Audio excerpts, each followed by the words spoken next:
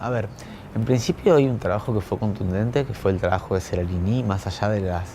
presiones que generó la industria de la biotecnología para sacarlo del circuito científico. Seralini, con una contundencia que no ha podido ser refutada, demostró que la incorporación de transgénicos a partir de la dieta en un mamífero acelera los procesos de producción de tumores, altera los procesos de regulación endocrinos del organismo y claramente afecta la salud integral de mamíferos, de ratas, que curiosamente son los mismos modelos que utiliza Seralini, los que utilizó Monsanto para decir que su maíz transgénico no era dañino para la salud. Y cuando Monsanto presenta el trabajo es válido y cuando Seralini lo presenta con la misma metodología no. Y son los modelos en ratas, los modelos que utiliza la industria farmacéutica para probar los medicamentos antes de largarlos al mercado, pero entonces cuando el resultado de utilizar en esas ratas las sustancias transgénicas o agrotóxicos son malos para la industria, resulta que trabajar con ratas o con animales no es extrapolable a los seres humanos. Bueno, esas son las contradicciones que tiene un sistema científico que pretende trasladar el peso religioso del Dios católico apostólico romano de fines del siglo XIX a un nuevo Dios, ahora llamado ciencia, indiscutible, impoluto, que poco falta para que nos quieran convencer que fue el que creó el universo antes de que nosotros la creemos a ella, ¿no? Entonces, las organizaciones sociales tienen elementos, en principio, porque son referentes de los vecinos y vecinas, de los ciudadanos que padecen los problemas que la biotecnología ha generado. Claramente hoy tenemos un incremento de problemas y patologías gastrointestinales, que hay líneas de investigación que se están empezando a vincular muy fuertemente con la ingesta de elementos transgénicos en una dieta, incluso sin haber sido advertidos de esto. Uno cuando come un alfajor no es advertido de que ese alfajor contiene lecitina de soja y jarabe de maíz de alta fructosa, que se hace con soja y con maíz, que en realidad no son ni soja ni maíz, sino que son eventos transgénicos que hoy han reemplazado la tradicional soja y el maíz, ¿no es cierto? Hace 20 años atrás un alfajor tenía azúcar, no tenía jarabe de maíz de alta fructosa, que es una grasa que además es presentado como un azúcar natural cuando en realidad es una grasa dañina con alto nivel de capacidad de generar adicción y con una fuerte impronta en el desarrollo y en el estímulo del crecimiento de la materia grasa en el organismo. La lecitina de soja transgénica como emulsionante de los productos farináceos está en casi todos los productos, incluso en aquellos que se presentan como productos saludables. Uno compra las barritas de cereal para adelgazar o para estar más sano y tiene jarabe de maíz de alta fructosa o lecitina de soja. Entonces, bueno, eso no se nos advierte, no se nos avisa y se nos priva un derecho básico, que es el de poder elegir qué queremos comer. Cuando un vecino, cuando una organización social empieza a preocuparse por esto y empieza a buscar en la literatura científica y a encontrar científicos que, porque están preocupados de verdad por lo que pasa en el mundo, han dedicado su tiempo y su vida a investigar estas cosas, lo primero que se encuentra, o en segundo lugar encuentra una industria que ha cooptado los mecanismos tecnocientíficos, al punto de que hasta el Premio Nobel de Medicina del 2013 salió a decir públicamente que no publicaba más en las revistas científicas porque no son ni más ni menos que pasquines de las industrias químicas. Bueno, a confesión de parte, relevo de pruebas, dicen los abogados, ¿no es cierto? Un viejo reformista, joven de la Reforma Universitaria de 1918 en Córdoba, que era Deodoro Roca, decía: en los exámenes respondan con preguntas. Entonces, a esta pregunta se diría, bueno, ¿qué es la ciencia? ¿Quién es la ciencia? ¿O es que la ciencia no la hace alguien? La ciencia, como entelequia neutral, impoluta, es estéril, pero estéril de esterilidad, de incapacidad de producir vida y de garantizar algo después de ella. La ciencia no es ni más ni menos que una herramienta construida por seres humanos que pretendían salir del oscurantismo del pensamiento religioso de fines del siglo XVIII. La ciencia no es... La ciencia esta que se nos presenta hoy como la ciencia, ¿no? No es otra cosa que una herramienta más de tantas que permiten construir el conocimiento que hoy tenemos los seres humanos de lo que ocurre a nuestro alrededor. Ahora, ¿podemos hablar de la ciencia? O en todo caso deberíamos empezar a reconocer que existen muchas ciencias, que existen muchas formas de construir saberes con distintas metodologías, con distintas sistematizaciones, con distintos tiempos y con lógicas absolutamente distintas en algunos casos. Yo creo que no hay una ciencia, creo que hay muchas formas de construir saberes, hay muchas formas de construir conocimiento. No me animo porque no creo que pueda ni yo ni nadie decir esto es válido y esto no es válido. Sí me siento más cómodo con una lógica de entender el mundo, que por lo tanto me ayuda a construir el saber y el conocimiento desde un lugar sostenido en un sistema de lenguaje que claramente no es el lenguaje neodarwinista de la competencia y la supervivencia del más fuerte, sino que es el lenguaje de la cooperación, del mutualismo, que es el que hizo posible la vida en el planeta. No nos olvidemos que nosotros no somos el resultado, aunque nos hayan querido hacer creer que sí, de una lucha a muerte entre fuertes y débiles. Nosotros somos el emergente de un diálogo permanente de más de 15.000 millones de años entre las diferentes estructuras que componen la materia del universo, que se va organizando y que va transitando a lo largo del tiempo, que es una dimensión que hoy estamos queriendo olvidar y yo creo que necesitamos recuperar, la dimensión tiempo, que es la que permite que la evolución sea y que nosotros seamos, junto con la otra dimensión también pretendidamente olvidada o negada por una parte de la ciencia, que es la diversidad. Nosotros pertenecemos a una organización que es la Unión de Científicos Comprometidos con la Sociedad y la Naturaleza de América Latina,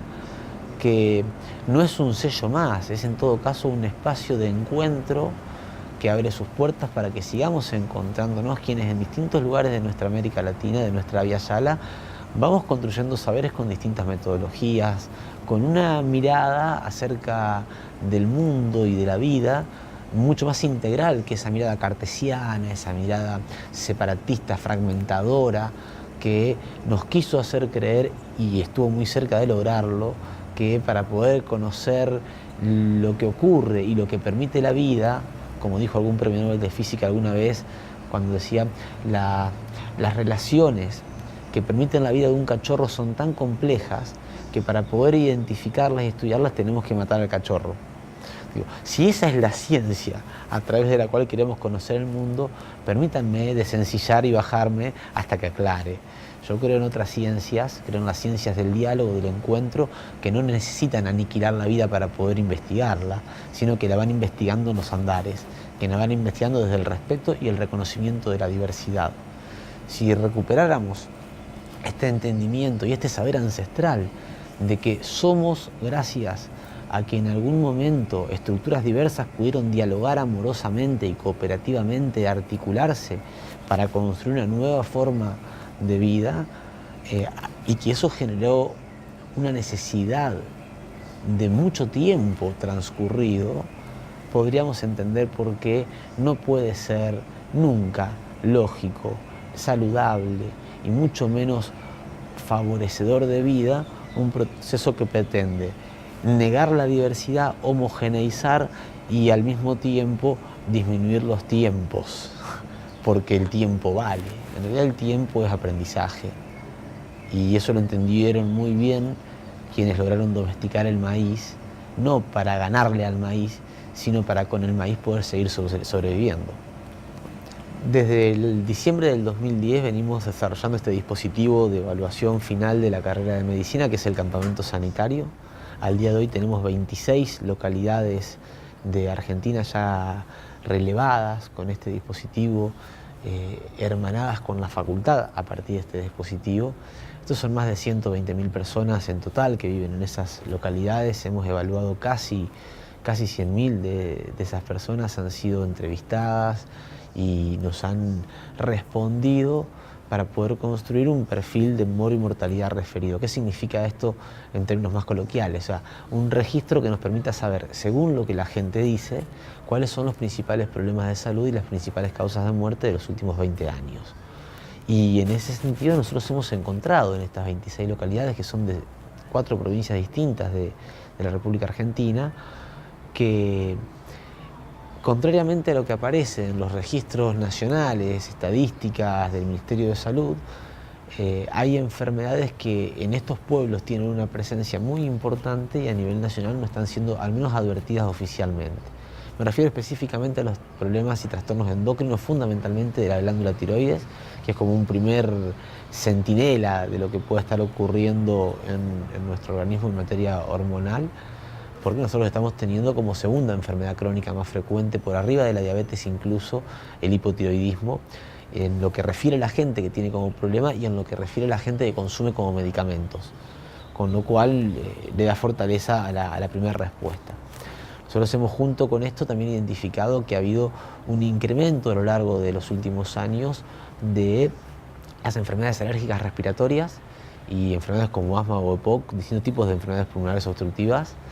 Ha habido un incremento de trastornos neurológicos y empezamos a ver gente de menos de 65 o 50 años, entre 50 y 60 años, que ya tiene Alzheimer o Parkinson. Son enfermedades que históricamente aparecían cuando uno ya había avanzado mucho más en edad. Estamos viendo también con mucha preocupación que empiezan a aumentar los casos de mujeres que no pueden concretar sus embarazos hasta el fin, o sea, hacen abortos espontáneos y abortos espontáneos a repetición en estos pueblos que, cuando nosotros vemos que al ir recorriéndolos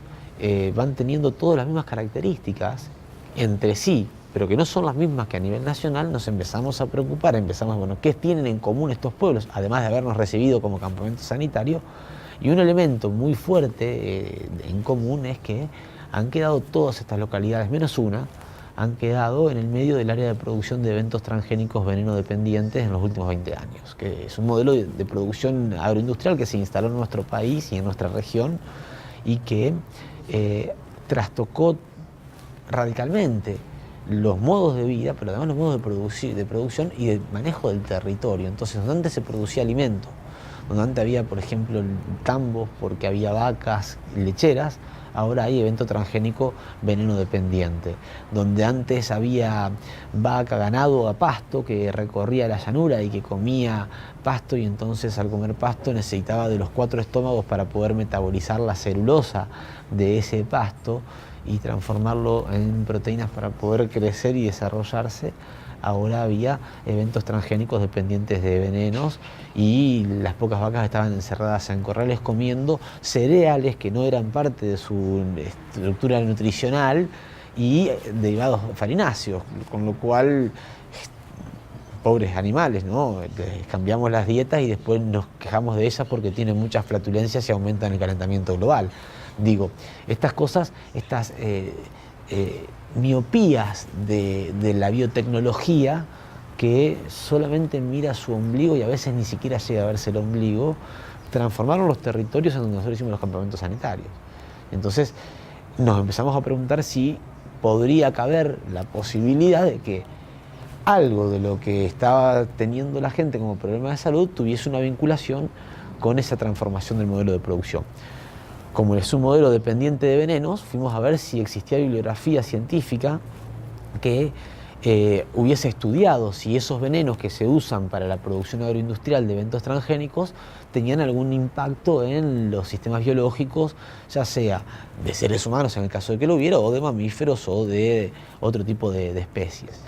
Y para nuestra sorpresa no grata encontramos que sí, que hay bibliografía. Desde el año 79 ya había bibliografía que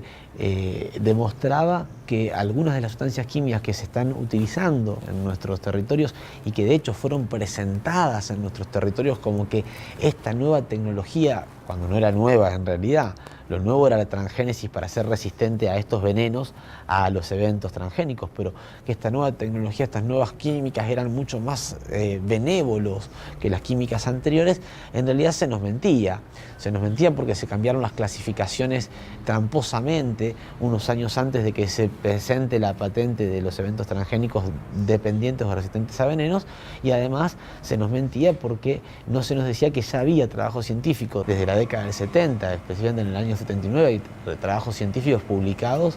que hablan y demuestran la asociación de la exposición a esas sustancias químicas, fundamentalmente glifosatos y sus coayudantes, con el desarrollo de alteración en el ADN y de células oncogénicas. Se nos había mentido porque se nos decía que estas eran sustancias con una clasificación toxicológica muy baja, cuando en realidad hasta el año 86 habían sido clasificadas por la misma agencia de clasificación de toxicidades internacionales como categoría 3, y en el año 93, 3 años antes de que se patente el evento transgénico soja resistente a glifosatos con surfactantes, cambian la clasificación misteriosamente por una clasificación 4, y después en el 2015 terminan teniendo que reconocer que no, que era clase 2A, ni siquiera 3 como era antes. Y estas son informaciones que la industria ya conocía, negó, ocultó, a propósito, sabiendo que lo que estaba haciendo, y así, por eso nosotros estamos entendiendo hoy y diciendo hoy que la industria química, la industria de la biotecnología es responsable del ecocidio que estamos transitando hoy como planeta, ¿no es cierto?